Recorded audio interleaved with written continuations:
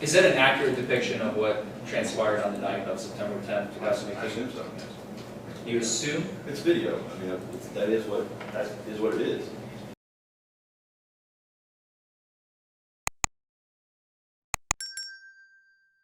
That's the Commonwealth call their next witness. I'd like to hear from Officer Wilson. Officer Wilson, if you would.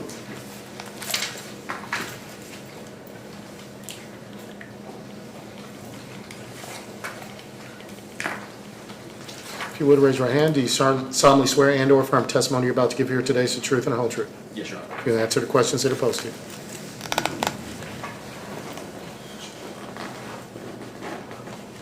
State your full name for the record, please. David Brent Wilson. And how are you employed? I'm an officer with the Oldham County Police Department. And what did you do before you started working for Oldham County Police? I worked for Metro Police Department in Louisville from 2012 to 2014. And then after that, I taught for a brief period after my wife passed away. And I taught at Oldham County High School for 3 years. And then I wanted to get back on the street, so I came to Oldham County Police Department. Very good. Were you working on September the 10th of 2018? Yes, sir, I was. Did you have a reason during your shift to come into contact with the defendant sitting over here next to Mr. Franklin? Yes, I did. Tell the jury how you first became aware that there was something that needed police attention. Received a radio call, and other than a CAD sheet, I wouldn't be able to tell you the exact time. It was in the evening that there had been a single vehicle collision at Todd's Point Road, and that's what I responded to. And what did you find when you got there? I saw the white vehicle sedan in the ditch, face first or forward, front part of the car off in the ditch, and that's what I saw when I first arrived on scene. Okay. Your Honor, may I approach the witness? You may. Officer Wilson, I'm going to show you a photograph. Tell the jury if you recognize what that photograph depicts. Yes, this is a photograph from my vehicle from the video, showing the vehicle in question off the road at that intersection, And just before the intersection. Is that an accurate representation of what you saw when you first arrived on the scene? Yes, it's looking exactly at what I would have been looking at. Yes. Your Honor, I move to admit that as a Commonwealth's Exhibit Number 2. No objection, Judge. Very good. Okay. So, what'd you do when you got there? I went to the vehicle and wanted to make sure that anybody on the scene was okay. I wasn't sure if it was an injury or non-injury accident. It had been called out as a non-injury, so I responded as such. I think it was called out as a non-injury. So when I arrived on the scene, I wanted to check and see if anybody was hurt. I saw Ms. Reth on the scene, approached her, talked to her, and tried to ascertain if she was okay, and she said she was unhurt. Okay. What did you notice about her after you started talking to her? I did notice that she was, her eyes were red. She had bloodshot eyes. I did smell the odor of alcoholic beverage when I got close to her. As an officer, I tend to try to lean in to detect things up on a scene where I'm called to determine if there's anything off about the scene. And usually, I'm going to lean in to try to find out if there's an odor that I need to know about, whether it be marijuana, alcohol, whatever.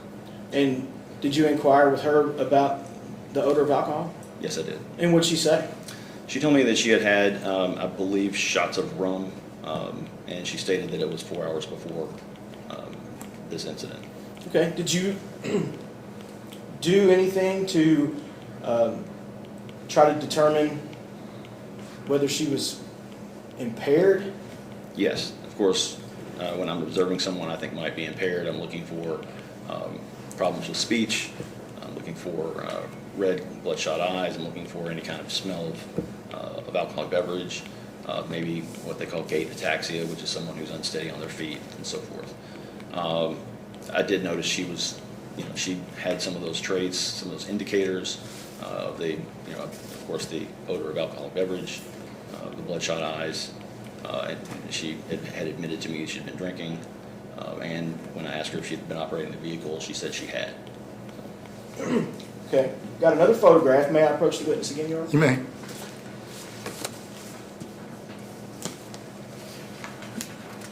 Do you recognize what's in this photograph, sir?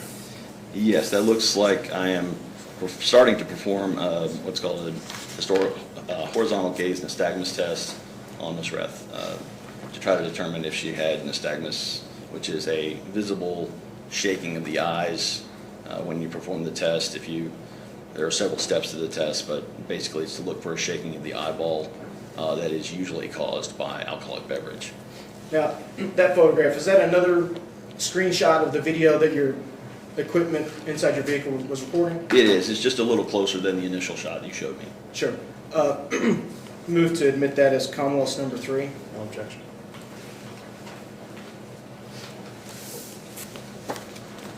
So, can you elaborate a little bit for the jury about what nystagmus is? Sure. Nystagmus is a physical condition where, and it can be caused by many things, but generally when we're looking for it to be caused by alcohol or an influence of alcohol beyond a certain point. And nystagmus is, we check for several things. We check for looking at to see whether the eyes are tracking smoothly, and that their pupils are the correct size, that the eyeballs are moving together. So we try to rule out any kind of physical condition first by those first couple of things. Once we look for smooth pursuit is what they call it, to see if your eyeballs are moving smoothly from side to side. Someone who's extremely impaired, it will look like a windshield wiper kind of going across the windshield of a vehicle. The next thing we look for is sustained nystagmus at maximum deviation, which means that if we look over to either side without moving your head, your eyeball is going to be over here. You can't see much. You can't see the whites on this side or that side. You will show a sustained bouncing of the eyeball. And you can hold there for a little over 4 seconds to make sure it's sustained nystagmus and that it's pronounced. The next thing we look for is to see if there's an onset of that prior to 45 degrees, which is approximately shoulder width. If you're 12 inches out, you go approximately 12 inches over to try to see if it starts before that point. And if it does, that's also an indicator of intoxication. Now, the exhibit number 3 shows you performing this exercise with the defendant, correct? Yes. Do you remember how well she performed on that exercise? I do not. I did not write it in the citation, so I don't recall how pronounced the nystagmus was or if it was present. I do know that she was a little unsteady on her feet. We were at a dangerous point in that roadway, and for that reason and for the reason that she had admitted to me she was drinking, I could tell she was intoxicated based on my experience with intoxicated persons. I didn't want to complete a battery of tests on that roadside. So you arrested her? Yes, Is that sir. right? Okay. We've got one additional photograph.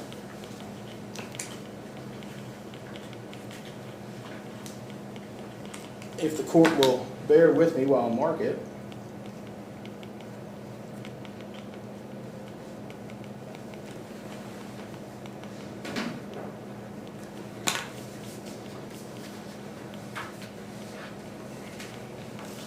Tell the jury what that picture depicts. That's a picture of Ms. Reth in the back of my police cruiser.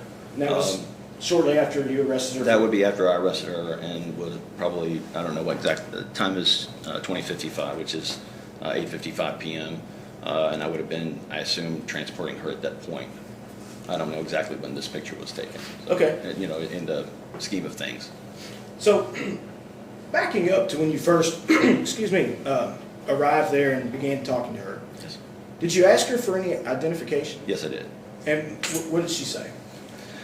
She said she didn't have her driver's. She attempted to find her driver's license in the vehicle, could not find it. So I was able to get date of birth from her and verified her identity that way. Okay. And while she was looking for her driver's license, were you at least keeping somewhat of an eye on her Yes, I believe I was, yeah. Did you notice any empty alcohol containers in the vehicle? I don't recall. I don't recall that. And I don't think I wrote that on the citation, so I think I would have mentioned that if I'd seen any empty containers in the vehicle. Sure. Did she tell you how long it had been since she'd been drinking rum? She stated, I believe, 4 hours. Okay. Your Honor, I move to admit Commonwealth's number 4. No objection. No objection. Thank you. Okay, Officer Wilson, were you able to determine whether she had ever been issued a valid Kentucky driving license? Yes. So she was a licensed driver, she just didn't have her license with her, is that Yes, right? sir. Okay. So where'd you go from there? What'd you do with her? Well, I would have transported her to Oldham County Detention Center, where I would have performed an intoxilizer. We have a process for doing that, but I would perform an intoxilizer at some point Sure. before she was taken into jail. So the intoxilizer. Yes, sir. Tell the jury what that is. Intoxilizer is a machine that is set up to determine the percentage of blood alcohol measured by a breath sample.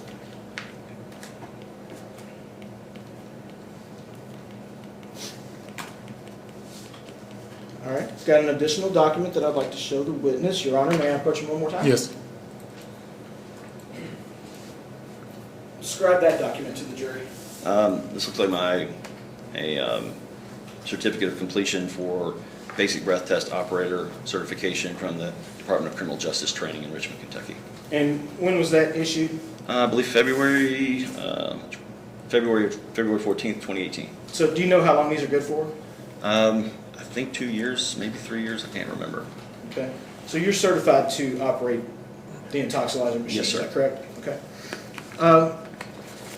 What condition was the machine in when you arrived at the jail with the defendant on September the 10th? It was in working order. It gets inspected every so often by, I believe, a Kentucky State police technician who maintains these machines. They make sure they are within calibration limits, and if they're not, then they recalibrate the machines and take care of that. We have nothing to do with calibration, we just operate the machines. We also have to test the machine by feeling to see if the breathing tube is warm before we start the operation, and we check the pressure on the back of the machine to make sure it's within appropriate limits in order to start the test. Okay. Before I forget, I'd like to move to introduce Commonwealth's number 5 into evidence. Any objection? No, Your Honor. Thank you.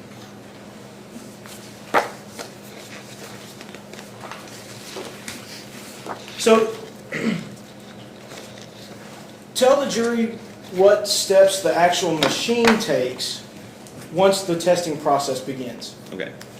The machine, once the testing process has begun, the machine basically blows an air sample to push any residual alcohol, measurable alcohol out of the machine. And it will give us a number stating that it is clear. If it doesn't show that there's 0 measurable alcohol in the machine, it will give us an error. The second step is the machine actually has an alcohol gas sample that it will push through the machine to see if the machine is operating within the limits of tolerance set by the calibration expert, the person who actually sets the machine. And that has to operate between 0.075 and 0.085. If it doesn't fall within that range during that test, then we have to start the test over and make sure that the machine is within tolerance. The third step is the machine blows another big puff of air through and forces any of that residual content out. And it has to show a 0 measurement again to show that the machine is clear and ready for testing of the subject. Okay, that's 3 steps. What's the 4th step? The 4th step would be when the subject would actually blow into the machine to get a measurable reading. The subject has to blow for a little bit of a period of time in order for the machine to get any kind of measurable content. and once that's in the machine will let me know that that sample has been taken, and then it will read out the sample. All right, and the fifth and final step, It will print out an actual sheet that shows once the test is finished, it will print out a final test showing that the results of each of those steps, and that it'll be a slip. And on the slip, I would have already noted on the slip the time I started observing her, which is 20 minutes before I can perform the test. And then it will also put on the time of the test on that slip when it prints out. okay, and before it prints out, does it also puff? Yes, it does. I'm sorry. Yes, it does put more air through to make sure that the machine zeroes out. Yes. So you mentioned in your answer a minute ago that you observed people in this situation for 20 minutes. Yes. A minimum of 20 minutes. Yes. And can you just describe to the jury really what the purpose of that is? It's to make sure that you keep the general idea is that you just keep an eye on the subject to make sure that they're okay, that they're not going to pass out, that they're not doing anything, they're not ingesting anything, they're not drinking, they're not eating, and so forth. Okay, you've already testified that you're certified. How long was that training? Do you remember? I believe it was 24 hours of training, so it's 3 classroom days. 3 full days? Yes, sir. Okay. So, do you have any safeguards in place to make sure that you do the test properly? We got a book with all the instructions in it, and the instructions are on a single sheet on the back of the book. And every time I intoxilize someone, I go step by step on that instruction sheet without exception. Is that part of the manual? Yes, it is. So it's kind of like a cheat sheet for police officers? Absolutely. Okay, I wouldn't want to try to do it without it. right. So you've testified generally what 5 separate things about performing a test with using the intoxilizer. Yes. Is there anything irregular about the test that you performed with the defendant? No, sir. The machine was in working order Correct. on September 10th of 2018? That's correct. The machine went through all 5 steps of performing the test once you started the process? That's correct. You watched her for 20 minutes? Correct. Did she ingest anything? She did not. Did she throw up? No, she did not. Your certification was in effect at the time of the That's correct. test? Yes, sir. And you followed your manual that you had with you that night? Yes, sir. I'm going to show you the final exhibit. May I approach the witness? Describe to the jury what that document is without talking about the contents. Sure. This is the intoxilizer results sheet that the machine prints out, and that I would attach to a citation that is alcohol related. Is this a true copy of the printout from the night of September 10th, 2018? Yes, it looks exactly like it. Has my signature and my handwriting for the time first observed. And it has her name on it, is that right? It does. Your Honor, may we approach? Yes.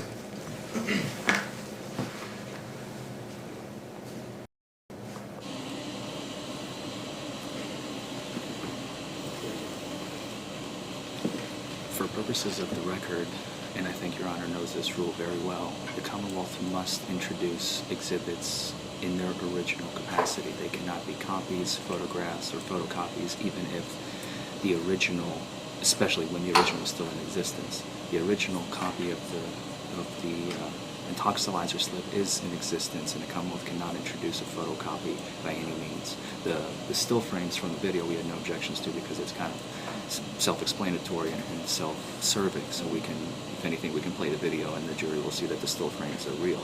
But the copy that the Commonwealth is now trying to introduce is not admissible. It's best records rule, so if you have it, we have to introduce it. There's the definition of original is a I little understand. strange. It says a true copy is an original. But we have the original, if it's in the file, if it's not lost. Well, let's see if it's in there. I'll introduce I it. don't know. I don't have that much connection with the case. The law says we must have the original, Your Honor. Here's what is in the file.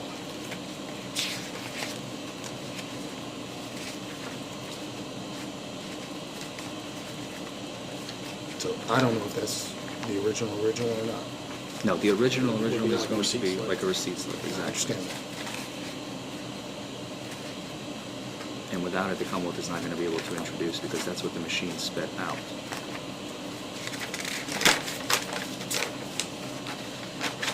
Otherwise, we have no way of authenticating it. Here's what I have in the file. I don't know if there's anything else in the file. Because I didn't. It will look like a small receipt. Mr. Hudson I know knows what it it. looks like, I'm just saying, this is what I have in the file.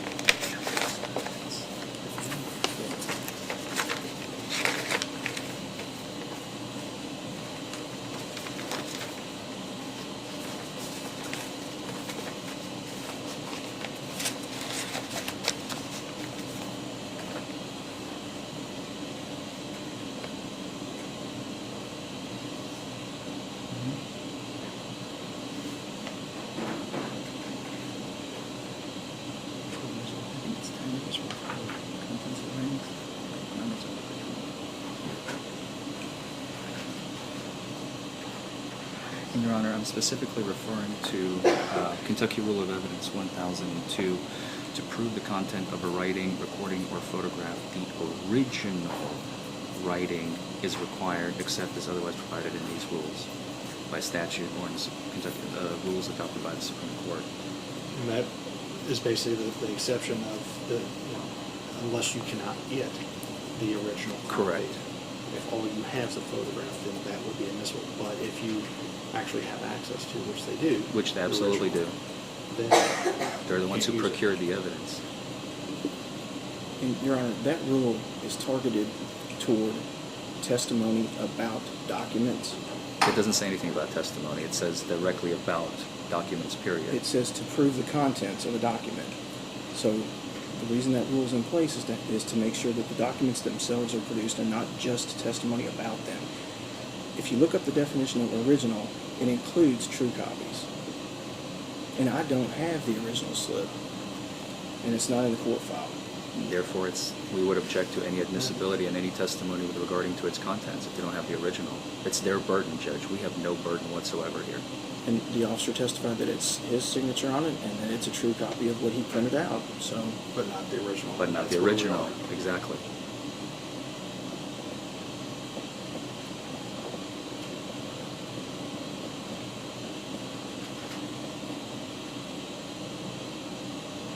Looks like I'm not the only one about that. Oh, I can't see yours. I'll listen. I'm reading, I'm sorry. No, Judge. Take your That's time. We're in no rush. exactly what Yeah. Let's get it right.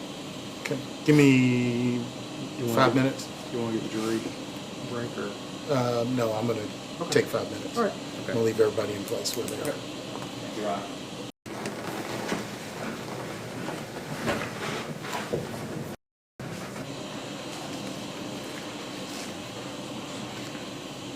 Sorry, we don't have the easiest facilities to be able to have discussions, and I don't really have a good place to send jurors out. And all I'd that rather kind of you stuff. not raise my tax dollars to do that, so. Well, it's happening anyways, because we're getting a new building.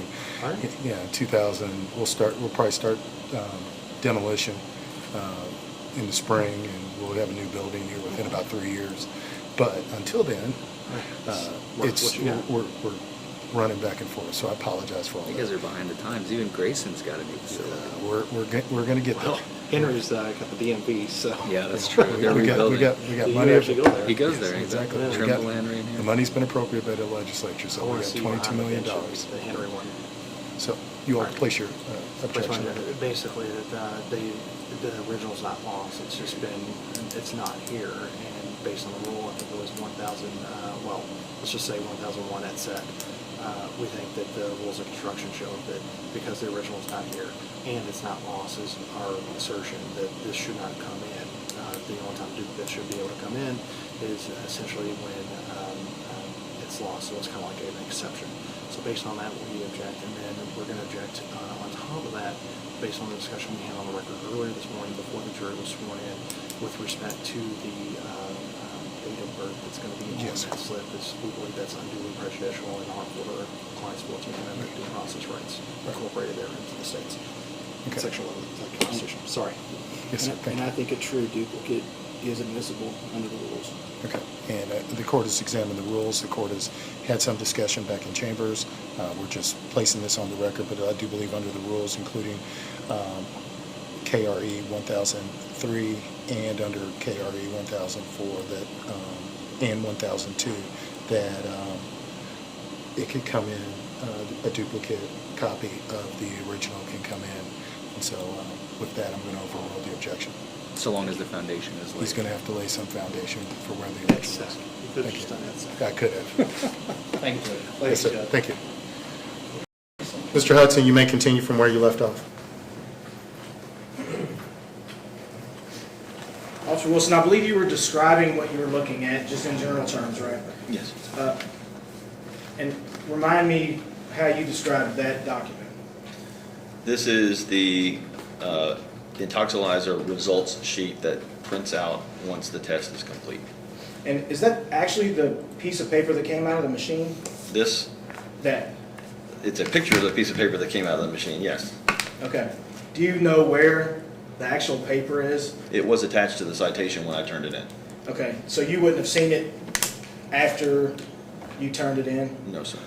but that's a true copy of what you turned in, correct? Yes, that's correct. Your Honor, I'll renew my motion to admit that as Commonwealth's Exhibit Number 6. For the reasons that's been stated before, the court will overrule any objection.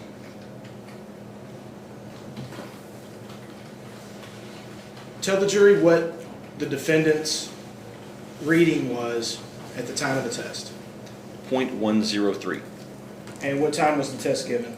At 22:11, that's 10:11 p.m. Pass the witness. You may ask. Judge, we might take a second because I'm gonna have to. We need to set up. Okay. I've already set it up earlier before the jury got here to kind of save me time. But In the meantime, may we publish my exhibits to the jury? Yes, we may.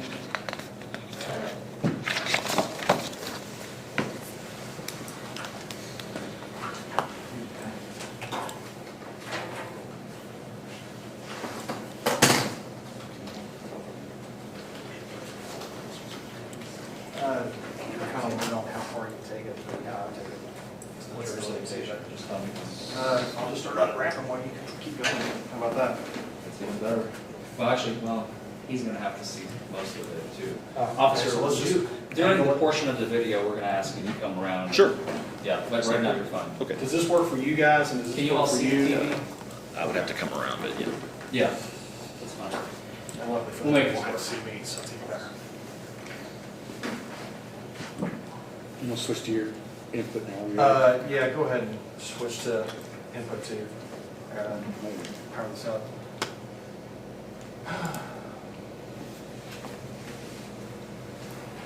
So are we gonna wager our thoughts for place? Nope.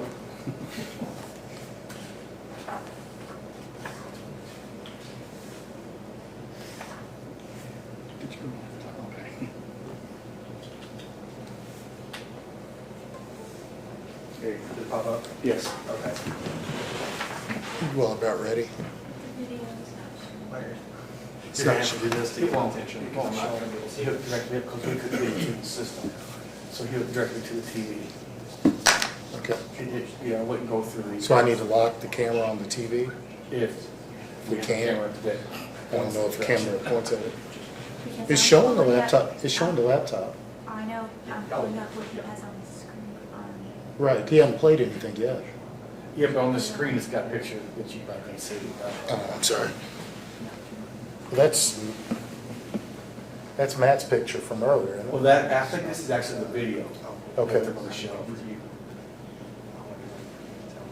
And actually, it was, what was the last, just sure the computer is central. I'm thinking at the same time.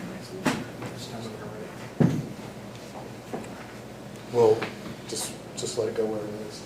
And will you all submit your all's video for the record for us? Do you all have it on as DVD or CD or anything?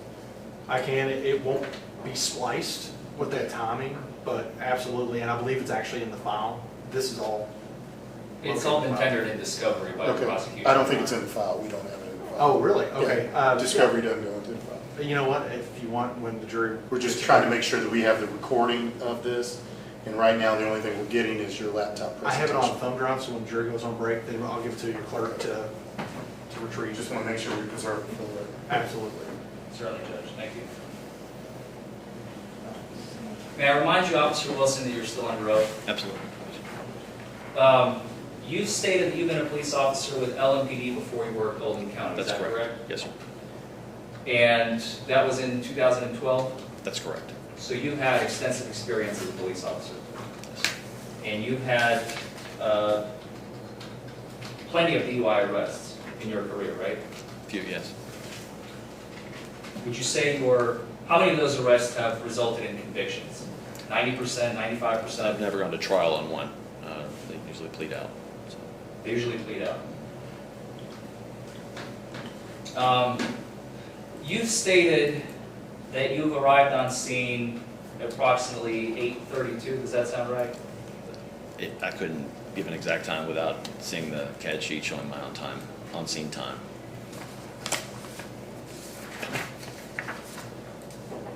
I just don't want to state anything that's not accurate. May I approach the witness, Your Honor? You may. I'm showing you the CAD sheet Sure. Thank you. from the night of the stop. Does 8:32 sound like a correct time when you arrived approximately? Yes, it shows me on scene 2032. That's correct.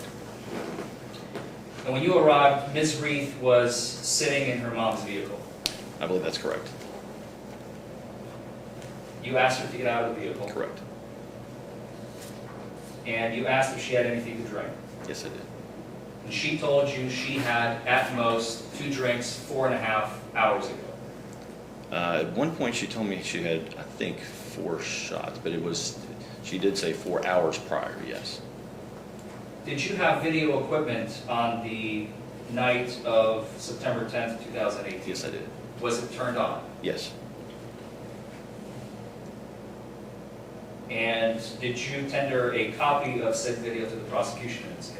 I had my sergeant pull it. I'm sure that the Commonwealth, the county requested it, yes. You, at some point, performed the horizontal gazing status, that's the follow my finger test. That's that you correct, described. yes. Could you play the tape, please? Do we have sound? Yep. If you can come out.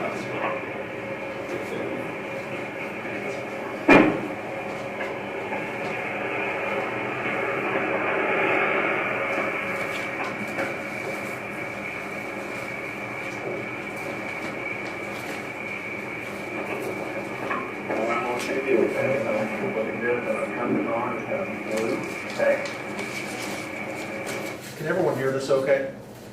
What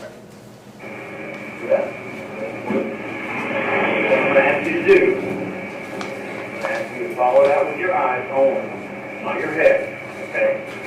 And I'm going to check and make sure your eyes are tracking smoothly, okay? Okay, you ready? Can you pause it, please?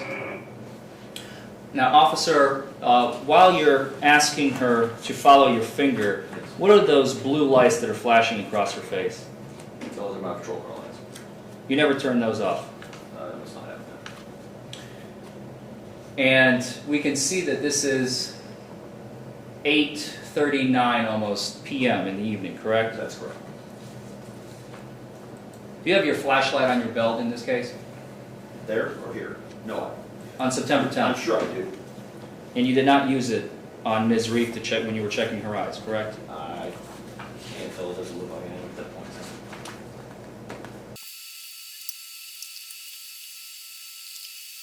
Is that an accurate depiction of what transpired on the night of September 10th, 2018? I assume so, yes.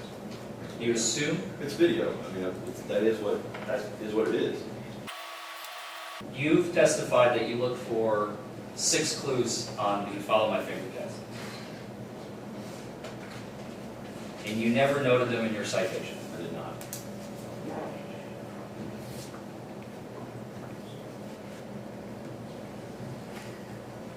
You've also testified that she looked unsteady on her feet. Yes. You also testified that during the follow my finger test, you weren't even sure if it was present on direct examination. That's correct. I said I don't know currently if it was present because I didn't note that in my citation, and I can't recall from memory. You never performed well, let's back up a little bit. When did you go to the academy in Richmond? I didn't know. I went to the Metro Police Academy. Oh, Louisville Metro, I'm sorry. So when did you complete Louisville Metro Police Academy? 2013. 2013. And in 2013, you took a 40-hour course on field sobriety test, didn't you? And during the course of that course, they spent about 40 hours total, which is a week, on field sobriety tests, right? Well, not 40 hours on just the testing, but I've cross-examined officers before. I believe it's 40 hours. Would you agree? it could be. I don't recall exactly. It was a lot. It was a lot of hours. And during that training, you were taught to perform a series of field sobriety tests, correct? Yes. One of them was the follow my finger. Correct. Another one was the walk and turn. Correct. Could you please demonstrate to the ladies and gentlemen of the jury what is the walk and turn test and describe it? Objection. Walk and turn was not performed on this defendant. It's not relevant. Thank you, Judge. Walk and turn, basically you instruct the operator of the vehicle to put their hands down to their sides, to put the right foot in front of the left, and you instruct them not to start before you tell them to start. You have them stand and give instructions at this position. You also tell them to take 9 steps up, and when they reach the 9th step, to leave their front foot, which would be the left one, in place, and to do a series of small turns, and then to return 9 steps back, heel to toe. They are to watch their feet and count out loud as they do that.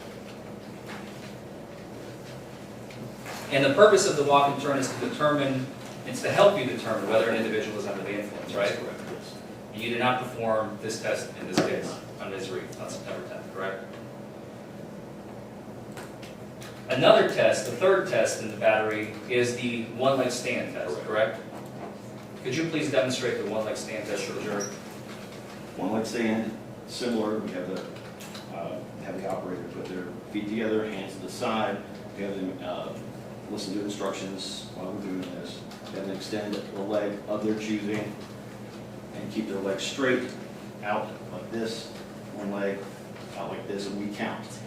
We have them count 1001, 1002, 1003, and so on, until we tell them to stop. And usually we conduct that for a period of 30 seconds. And you did not perform the one-leg stand test, or you did not administer, excuse me. I did not. The one-leg stand test to Ms. Reed on That's September 10th, correct? And that is the 3-test battery that you were taught in the academy, That's correct. that you must perform on an individual you suspect could be potentially DUI. We do not have to perform SFSTs. No. That helps you determine probable cause whether or not to arrest the individual you're suspecting, right? It helps. It's not the sole determinant. Yes. And these field sobriety tests are sent to you, all the instructions and the manuals are sent by the National Highway Traffic and Safety Administration, right? That's correct, yes. Which is a federal agency. Correct. You've stated on direct examination by Mr. Hudson that you felt it was unsafe to perform the field sobriety test right there on the street. Correct. Because traffic was coming through And you and saw out. it, and there's a curve just to the south of that. It's very dangerous. Yes. At some point, you arrested Ms. Reed Correct. and took her to the station. Correct. And before booking, she sat in a room that was level, dry, and there was no elements of, there weren't even there. There was no wind. It was an enclosure right inside the jail. Correct. You could have performed the field sobriety test there. I could have, but I was also trained that we don't transport people, then do the field sobriety tests. But you could have performed them, couldn't you? I've never done it that way, sir. You've never done it. Not that way. Okay. I'm going to be jumping around just for a moment, officer. In your citation, you wrote that after being Mirandized, Ms. Reed stated that she consumed a couple of shots of rum about 4 hours before the collision. I believe that's what I wrote in the citation. And before that,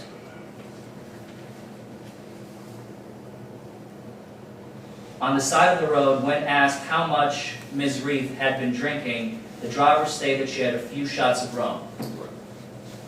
And when asked how long ago these drinks were consumed, she stated 4 hours before the time of the collision. Officer, I would direct your attention to the video of the events that transpired on that same night. Couple shots of what? Sorry. Is that a true and accurate depiction of what happened that night? I couldn't hear what she said, so.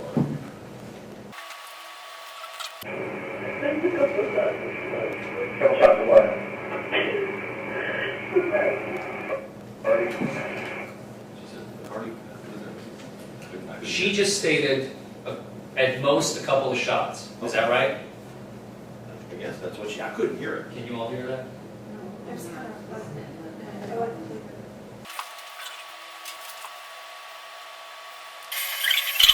Couple shots at the most. Shots of what? Bacardi. Does that sound right? That's what she said. That's what happened on September 10th, 2018.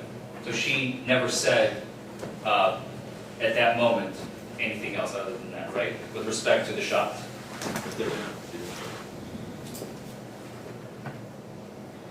And at the station, she confirmed that statement, correct?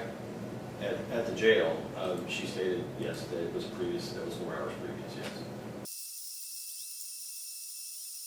At some point, you, after you administered the follow my finger test to Ms. Reith, you handcuffed her and took her to jail. That's correct.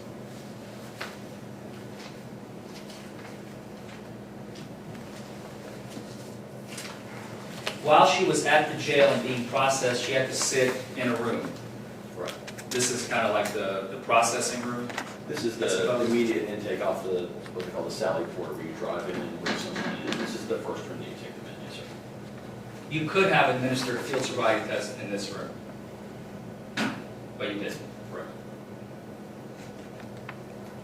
At one point, Ms. Reith was removing some of her jewelry, and part of the pieces of jewelry she was removing from herself was a bracelet.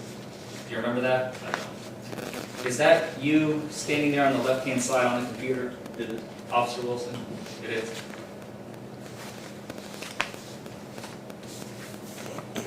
If you could please play that tape, Phil. It has no sound, correct? I had the volume turned up. I don't know how the jail cameras work. My volume's up over here, so I don't think there's any sound. She was picking up pieces of the jewelry off the floor, correct? I assume so. I don't recall that. I was busy doing citation, I believe. But this would be a true and accurate depiction of the events that transpired on September 10th, 2018. It's the video. Yeah. Seems so. Could you keep the video rolling, Joel? Thank you.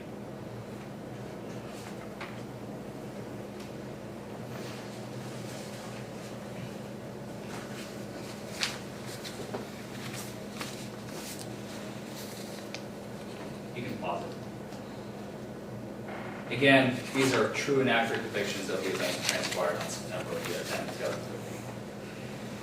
2018, excuse me.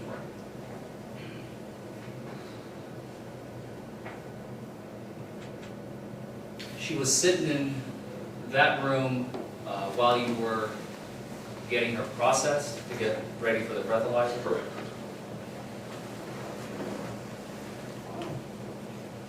And the breathalyzer is located in the other room, right, the next door room? It's the room, if you look at the video, it would be behind me. And you said that room behind you, that has a camera in it as well, I right? believe so.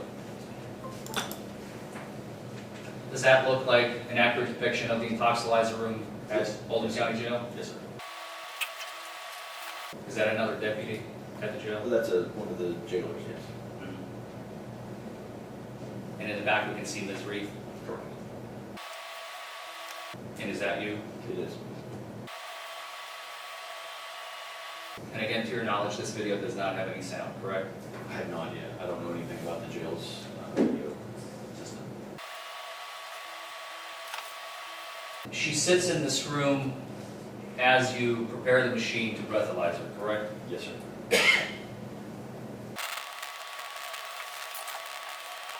It takes the machine about 4 to 5 minutes to get itself calibrated to be ready to accept the subject's sample, correct? It has to warm up, yes. And that takes about, what, 3, 4 minutes? I believe it takes a few minutes, maybe 3 minutes or so. 3 minutes.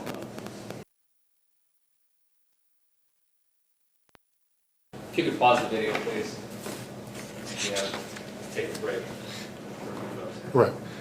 Usually, as I said before, I usually give jurors a break about every hour and a half. We're now about, I think I asked the jurors to come back, and we started about 10:20, so we're a little bit over that, and jurors made a request, so we're going to take a short break. We'll come back and pick up where we left off. So at this point in time, we'll take a short little break.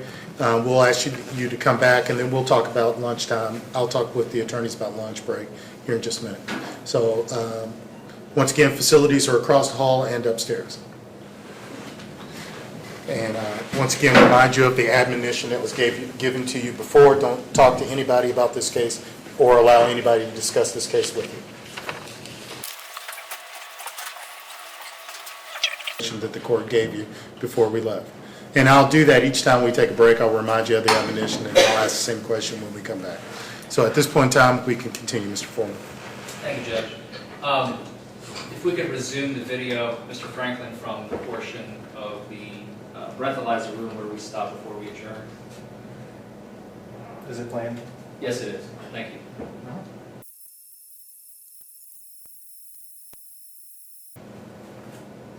Officer Wilson, we've just concluded the video. Does that look like a true and accurate depiction of the events that transpired on September 10, 2018?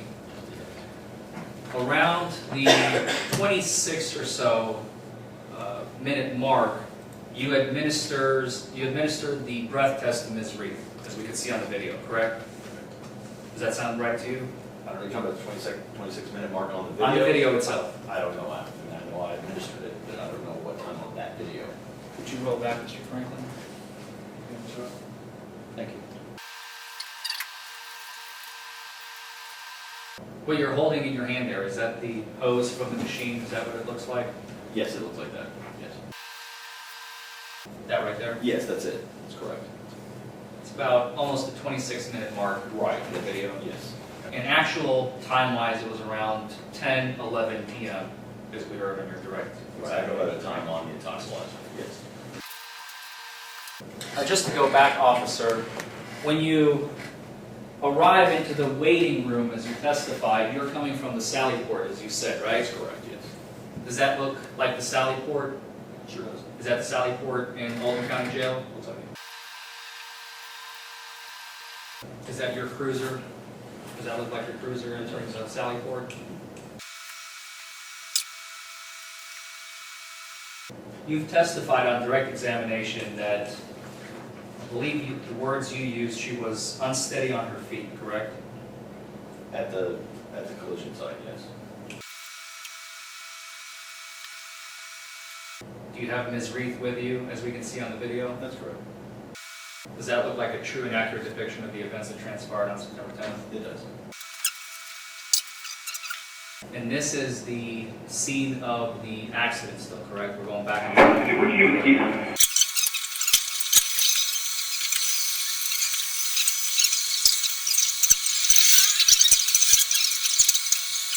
You were asking her if she had anything on her, and she said no, correct? Drugs-wise, or anything like that. We could also hear from the video that she is crying. And she was crying the entire encounter that you had with her, correct? Not the entire time, but off and on, yes, she was. Yes. Your Honor, the defense moves to introduce the dash cam video the weight room video, the Sally Port video, and the BA room video as defense exhibits 1, 2, 3, and 4. No objection. Okay. Do you have copies of those to submit? I'm going to give you a thumb drive on the jury. All right, thank you. Thank you, Judge. After we see you and Ms. Reeve exiting the breathalyzer room, Yes. you take her over to get booked into the jail, correct? Yeah, the jailer's take her from that point, yes, sir. So, good question. Correct.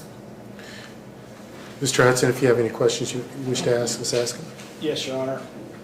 Officer Wilson, Mr. Foreman asked you about the typical course of field sobriety tests. Correct. And you admitted that you didn't do a full battery of tests, right? That's correct. Tell the jury why you didn't bother to do that. Okay. When I got there, Ms. Reith, I told you I smelled the smell of alcoholic beverages, the odor of alcoholic beverages on her breath. Her eyes were glassy and bloodshot.